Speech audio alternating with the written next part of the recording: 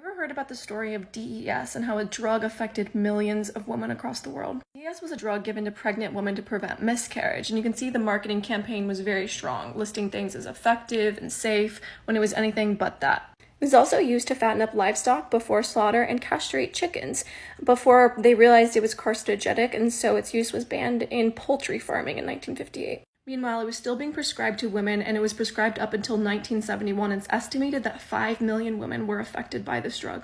Now, this story is personal because my mom was affected by this drug. My grandma took DES while she was pregnant with my mom because her doctor told her it would prevent miscarriage. DES is made of synthetic estrogen, and while all women make estrogen in their body, it's not normal to have high doses of synthetic estrogen in the body, and the side effects are incredibly detrimental. The side effects of DES include cancer, anatomical problems, infertility, spontaneous abortion. So for example, when I was younger, I thought that hunchbacks weren't that rare because my mom had such severe scoliosis from her mom taking the drug that it had like an extra back on top of her back, and so it looked like a hunchback. She also dealt with infertility, so she worked with specialists to get pregnant, and she never had 2 periods in a row. She's also at high risk of getting cancer, and my grandma who took the drug ended up getting breast cancer and passing away. The effects on the granddaughters of DES are still being researched. To give you an example of these side effects, up to 1981, at least 63% of clear cell carcinomas of the vagina